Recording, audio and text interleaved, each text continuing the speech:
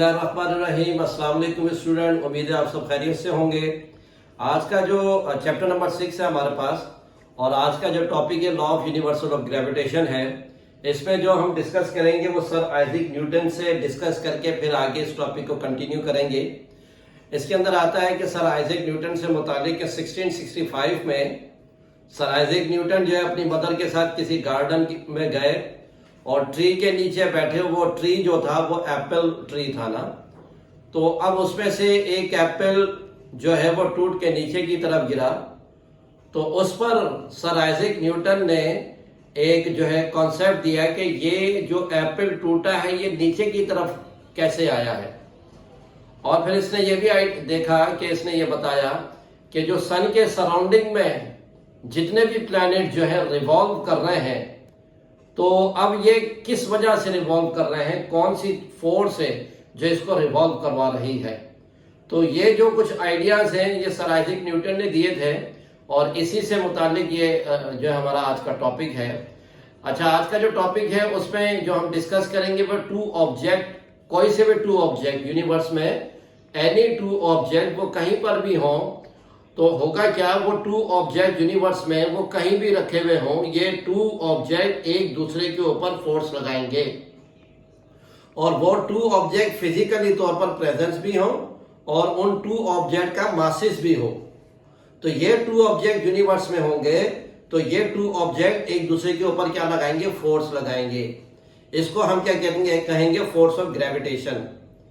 अब force of gravitation जो है वो डिपेंड करती है डिस्टेंस के ऊपर। अगर दो ऑब्जेक्ट के दरमियान का डिस्टेंस बढ़ा दिया जाए तो फोर्स ऑफ ग्रेविटेशन जो है उसके लिहाज से उसमें डिक्रीमेंट आ जाएगा, क्योंकि डिस्टेंस बढ़ गया है, और डिस्टेंस के कम करने से फोर्स ऑफ ग्रेविटेशन बढ़ जाएगी। तो इसके अंदर जो है वो लिखा भी हुआ है, इसको पढ़ लेते हैं एक मरतबा। Every body in the universe attract every other body. Universe में हर ऑब्जेक्ट दूसरे ऑब्जेक्ट को अपनी तरफ अट्रैक्ट कर रहा है। जिस तरह ये ब्लू पेन ब्लैक पेन को, ब्लैक पेन ब्लू पेन को अपनी तरफ क्या कर रहा है, अट्रैक्ट कर रहा है। विद अ फोर्स, एक फोर्स से अट्रैक्ट कर रहे हैं दोनों ऑब्जेक्ट एक दूसरे को, which is directly proportional to the product of their masses. ये टू ऑब्जेक्ट है और इन दोनों के मासेस हैं। ये इसके ऊपर ब्लू वाला ब्लैक के ऊपर, ब्लैक वाला ब्लू के ऊपर, ये जो है एक दूसरे के ऊपर डायरेक्टली फोर्स अप्लाई कर रहे हैं। तो जिसकी वजह से हम क्या कहेंगे कि मासेस जो है ये डायरेक्टली प्रोपोर्शनल है किसके, फोर्स के हमारे पास डायरेक्टली प्रोपोर्शनल है, and inversely proportional to the square of the distance between their centres. और फिर ये जो हमारे पास टू ऑब्जेक्ट हैं ये फोर्स के इनवर्सली प्रोपोर्शनल है स्क्वायर ऑफ द डिस्टेंस के। तो इसमें हमने तीन चीजों को देखना है, एक तो फोर्स ऑफ ग्रेविटेशन, और ऑब्जेक्ट के मासेस, और ऑब्जेक्ट के मासेस के बिटवीन जो डिस्टेंस है।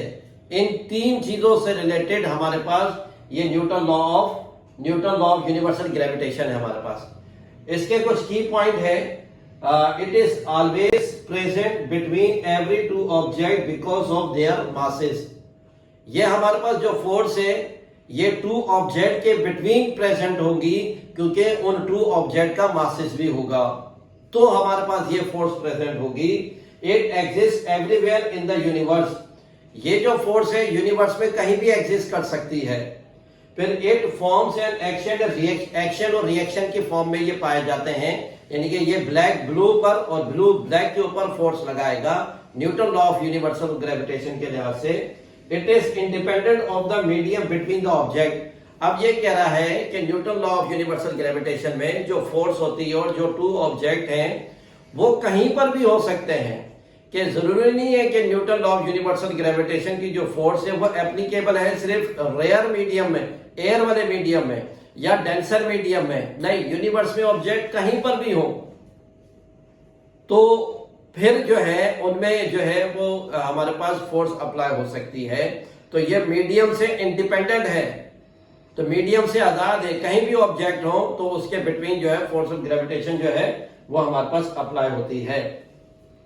फिर स्टूडेंट जो है इसमें ये डायग्राम बनी हुई है, इस डायग्राम के लिहाज से भी इसको देख लेते हैं कि हमारे पास ये फर्स्ट ऑब्जेक्ट है जिसका मास m1 है, और इस बॉडी को हमने ए से रिप्रेजेंट किया है, और सेकेंड बॉडी हमारे पास इसका मास m2 है और इसको b से हमने रिप्रेजेंट किया है।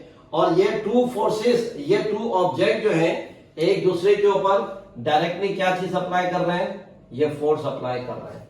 m1 जो है वो किसके ऊपर फोर्स अप्लाई कर रहा है, m2 के ऊपर, कि m1 ये चाह रहा है कि m2 मेरे पास आ जाए, लेकिन m2 जो है वो m1 पर फोर्स लगा रहा है कि ये मेरी तरफ आ जाए। तो ये दोनों क्या कर रहे हैं, एक दूसरे के ऊपर फोर्स अप्लाई कर रहे हैं।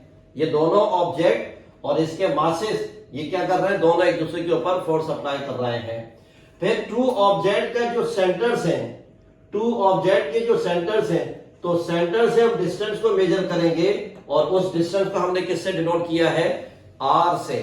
तो इसमें जो हमारे पास है ये थ्री फिजिकल क्वांटिटी आएंगी। m1 इस ऑब्जेक्ट का मास, फोर्स, ये दोनों ऑब्जेक्ट जो एक दूसरे के ऊपर लगा रहे हैं, और इन ऑब्जेक्ट के सेंटर से जो डिस्टेंस मेजर होगा वो हमारे पास है स्मॉल r।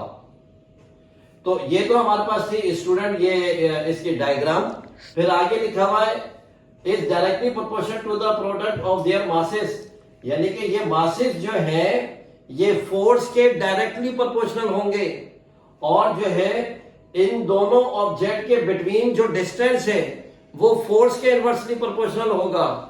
कि वो किस तरीके से होगा, मैंने पहले भी बताया था कि अगर टू ऑब्जेक्ट के बिटवीन डिस्टेंस कम है तो फोर्स ऑफ ग्रेविटेशन जो है इसमें बढ़ जाएगी, और अगर टू ऑब्जेक्ट के बिटवीन डिस्टेंस बढ़ता चला जाएगा तो फोर्स ऑफ ग्रेविटेशन कम होती चली जाएगी। तो ये हमारे पास क्या है, इनवर्सली प्रोपोर्शनल।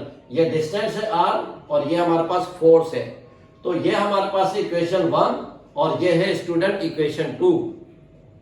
फिर आगे बताया combining equation 1 and 2 we get. Equation 1 and 2 का हम कंबाइन करेंगे, तो उसके लिए हम क्या करेंगे, ये जो साइन है इस साइन के लेफ्ट साइड हमारे पास इक्वेशन 1 एंड 2 में क्या लिखा हुआ है f, और ये साइन जो है ये एज इट इज लिखेंगे।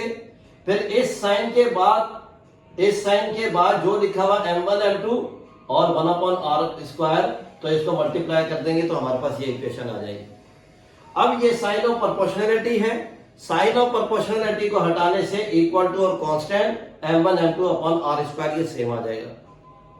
फिर ये कांस्टेंट जो है इसकी जगह क्या आ जाएगा हमारे पास g, ग्रेविटेशन, बाकी f m1 m2/r²।